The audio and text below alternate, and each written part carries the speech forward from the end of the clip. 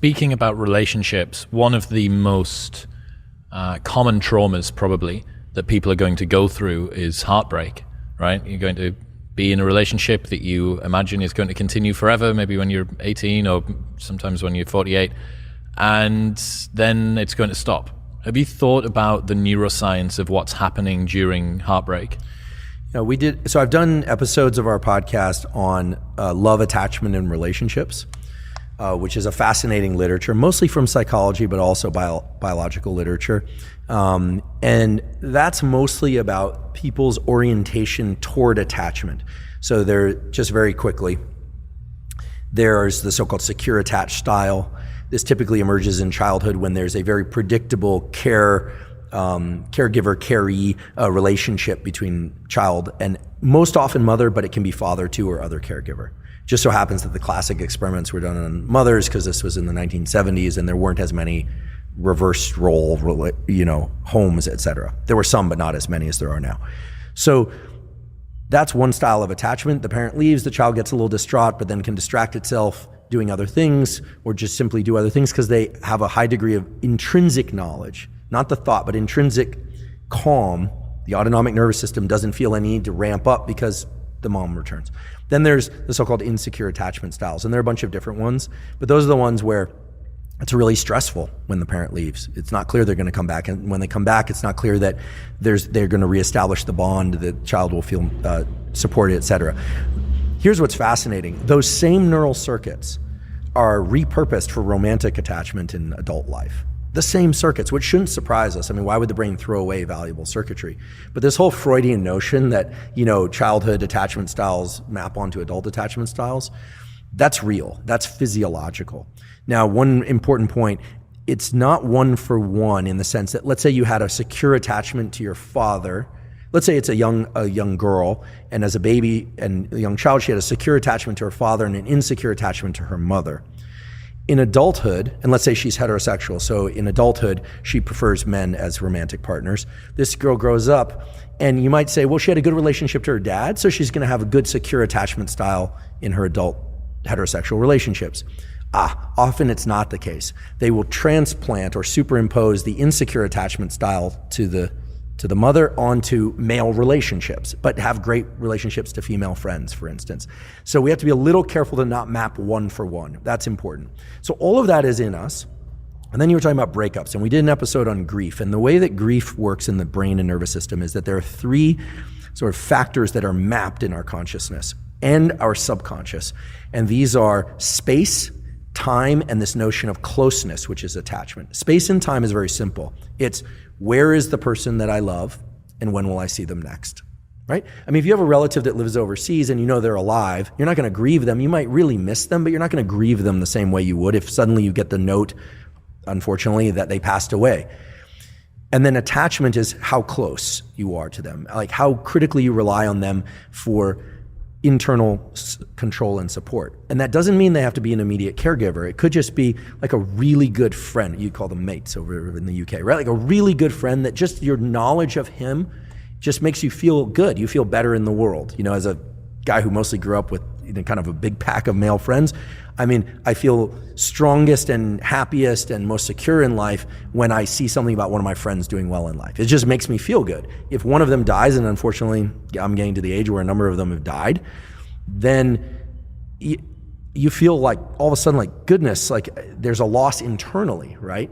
Okay, that's all sort of obvious, but what's interesting is that the grief process itself is about restructuring this map. This map, think of it like a tripod. It's got three pieces: space, time, and closeness. When someone dies, it's very confusing for the brain because where are they in space? Well, the body is put someplace. Maybe it's cremated, maybe it's not. We have notions of a spirit, and that depends on one's orientation, a soul or a spirit, okay? Or if you don't, then you don't. Then where do they go, right? And then time, when will you see them again? There's the never. You'll never see them again. And the closeness component remains. And so there's an untethering of this map. And so there's been brain imaging studies, beautiful work by Mary Frances O'Connor at University of Arizona, showing that if you look in the brain in people that are in grief from loss of a really strong attachment, the state of brain and body that gets flipped on is a motivational state. It's exactly the same circuitry in the brain that one sees active if someone very hungry is put just outside the wall of some delicious food, or if an animal that really wants to mate, I guess mate, with animals you call it copulate, they really want to copulate with another animal, is put just beyond the wall of that animal, but they can smell them. I mean, these are highly motivated, desiring states. So grief is a motivated state to bridge the distance in time and space, and yet it's impossible. And so the process of grief is a gradual waning of that motivation and a gradual shift of the memory of the person into some concept, whether or not it's a soul, whether or not it's just the past, whether or not it's their energy. You know, again, it depends on what the forebrain of that particular person believes. Shifts that concept of that person into a place where the brain is comfortable. There's no more autonomic arousal. There's no motivation. And we've all experienced this. If you've had a loss, and I've had a loss, for instance, where my graduate advisor died and I adored her. And every once in a while, her daughter will call me from her cell phone, and she kept the same number on that phone and the name and everything. So every once in a while, it'll ring Barbara Chapman, and I'll reach for the phone, and then there's this moment where I'm like, oh, goodness. So anyway, I'm going on and on just to color this with example, but when there's a breakup, it's exceedingly hard, especially if the person is young. You know, if you look at suicides after breakups, those are far more common in younger people than they are in older people. Why? Because the relationship represents the whole future. They have no concept that they know there are other people, but it sort of feels like the whole world is shutting down. So in breakups, what's happened is the person is no longer available in time and space. This is why when someone breaks up, you literally have to let them go, right? You know, constant pursuing of them is out of context, is not healthy. They have a name for that. It's called a stalker. Don't do it. But it's almost as if the brain has to think that the person is gone in time and space. And this has become much harder with social media, right? Because people can check up on people, they can hear from people. In the old days, like when I was growing up, you just like took the phone off the hook, or you diverted your attention. Now we are constantly renewing that the person is still there. And so love and the loss of love and the death grief are virtually identical. It's that motivational state. And this is why it's so hard to not reach out to somebody that you really miss and want back. I saw a study last week that had researchers asking participants to rate emotional and physical pain of a breakup. They found that women tend to be more negatively affected by breakups, reporting high levels of both physical and emotional pain. But while breakups hit women the hardest, they tended to recover more fully. Men, on the other hand, rarely fully recovered. I thought that was very interesting. I wasn't too sure what that meant. Yeah, it's interesting. It also rings true with my experience and my observations. I think this could relate to a number of things, and here I'm painting with a broad brush, right? But how comfortable one is feeling their feelings, is male or female, is going to strongly dictate how quickly one moves through grief. This is the same thing as trauma. The more willing someone is to feel the full depth and intensity of the feelings that they associate with that trauma, the more quickly they're going to move through the trauma. Again, I'm lifting from Paul Conti's words, so these aren't mine, but people use a number of strategies. They use distraction.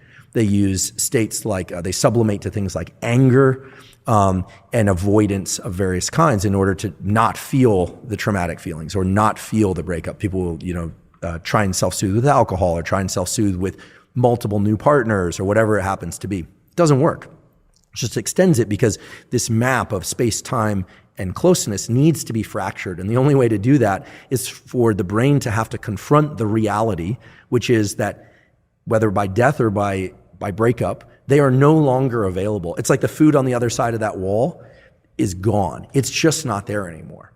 Or that the food that was accessible, now there's a wall in between, and you will not get through it.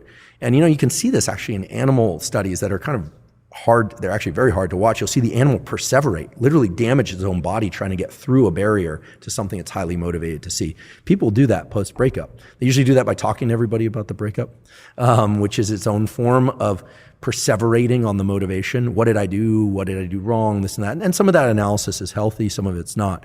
Now, why would one group be more, let's just say, effective at dealing with breakups? It's probably the ability to really feel the full intensity of how sad it is and be able to confront that. And here I'm a male. I've only ever lived in a male body. So all I can tell you is that I think from a very early age, there's an ability that at least I'm sure it transcends to women too, or extends to women too, but learning to pack down feelings, right?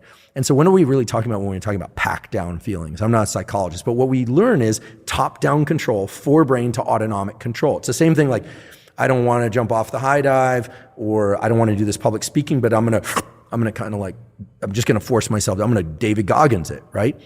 Grief is an autonomic state. We say it has valence, it has negative valence, but it's high levels of autonomic arousal with a negative connotation, because you can be high levels of autonomic arousal with happiness, right? You can be very alert and aroused and happy, very alert and aroused and sad. It's very alert and aroused and sad, and yet we learn how to tamp that down.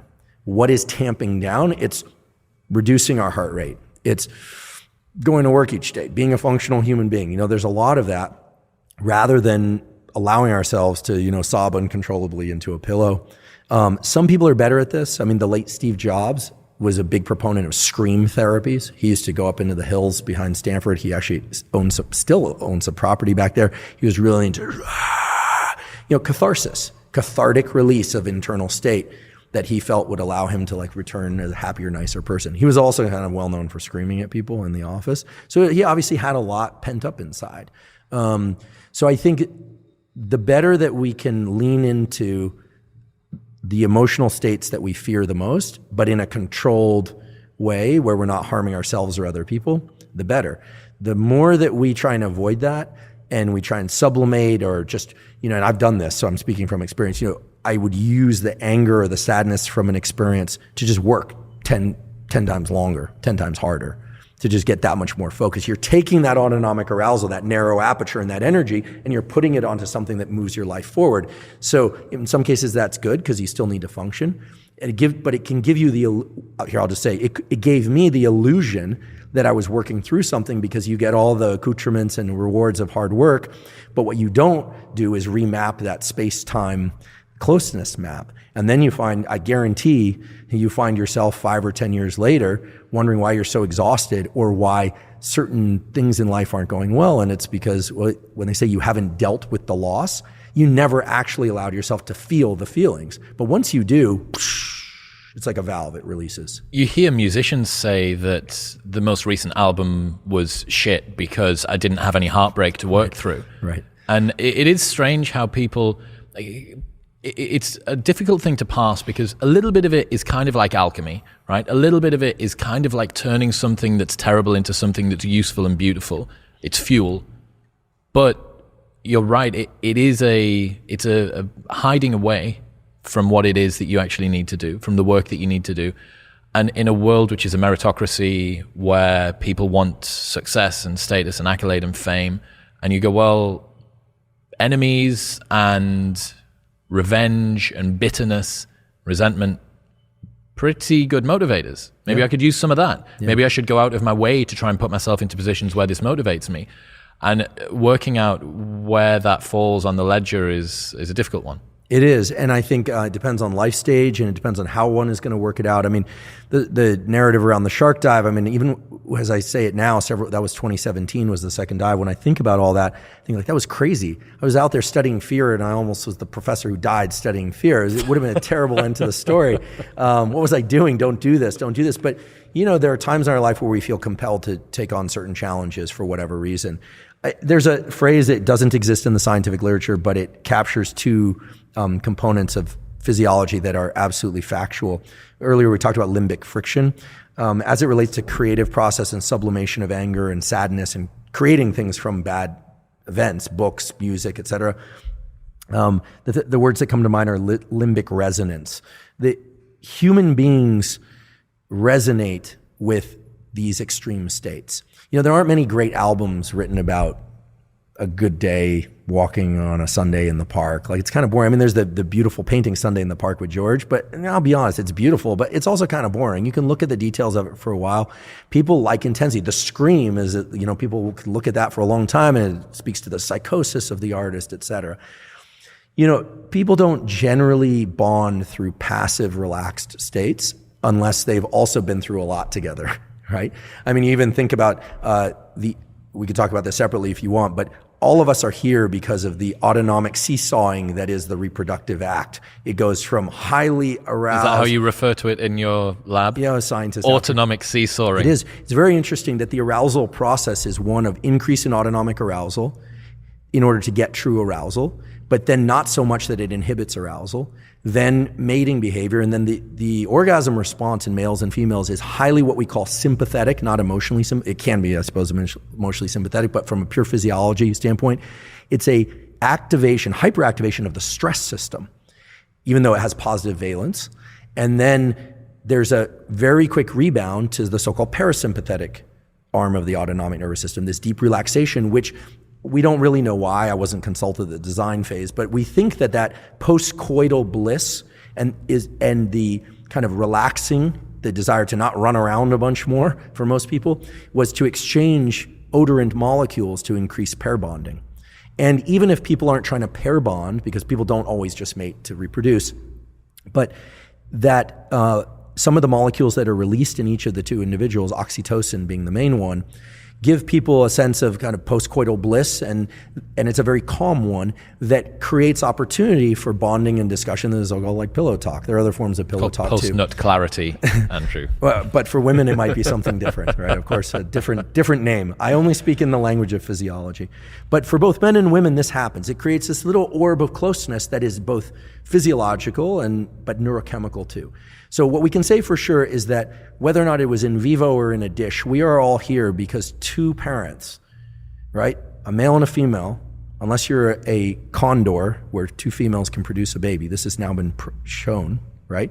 But as far as we know, where a male and a female reproduce because they each went through this arc of arousal, not too high, arousal, extreme stress, relaxation. That happened separately or together, because in vitro it could be fertilization could be separate. So the test of whether or not we get to reproduce is actually the ability to assuming that people are doing this together and not through in vitro fertilization, is a test of whether or not people can coordinate their autonomic nervous systems. Now there are ways around that and to override it, but by and large, that's the way humans evolved and the way all other animals evolved. Now, limbic resonance is a good way, I think, to describe that process, but that carries over to other things too. An album about an extreme loss, a song or a poem about extreme loss, brings the reader, the listener, into a limbic state that's very similar or approximates what the creator experienced, right? The person who created that art or that poetry. And in the same way, if something's about a lot of anger, if you like loud, fast music or something like that, it's an extreme state. It has a gravitational pull to it. There's, again, I'm using this language, limbic resonance. Rarely, if ever, do human beings bond through nothing. They bond through shared experience. And you think of what makes people feel close? Well, there are a couple things. And this has everything to do with time perception. Typically, when there's a high degree of limbic resonance, it means that the molecule dopamine was increased substantially over baseline at some point. Dopamine is almost always discussed in terms of pleasure, but it's the molecule of motivation, drive, and to some extent reward. It tends to narrow our visual focus. And believe it or not, dopamine is the molecule from which adrenaline is manufactured. Biochemically, you get adrenaline from dopamine. So these two act as close cousins to put us into these states of motivation and have energy to pursue things. When dopamine is very present in our system, or if you're in the company of someone else and there's a lot of dopamine, two things happen. First of all, you're very motivated, narrowing a focus, that's one. The other is that the way that you perceive time is quite a bit different. For instance, if you ever had an amazingly exciting day, just tons of things, maybe you meet someone new, you're having the best time. I mean, just think falling in love and the most incredible date that you can imagine how it begins and how it ends. It just feels incredible. It all feels like it went by very, very fast. And yet when you look back on that day, it seems like so much happened. Now think about an opposite situation. You go to the doctor's office and you're sitting in the doctor's lobby and you're waiting and there's no phone reception, so you can't scroll Instagram. You're waiting and you're waiting. It's incredibly boring. It's a very low dopamine state.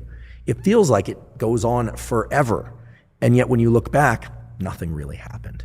So dopamine changes our perception of time. And in terms of developing human bonds, this has been well established that if two people, for instance, go 3 different places in a given day, they tend to feel like they know each other far better than if they stayed in one place even for a longer period of time. Did you know that pickup artists were weaponizing this about 15 years ago? Oh no, it doesn't surprise me, but I'm sorry to hear it. It was common held wisdom in the pickup artist community that you were supposed to have a 3-location date to manipulate precisely this, to make the girl feel like you had progressed further down the maturation process of spending time together. Surely there have to be female pickup artists too.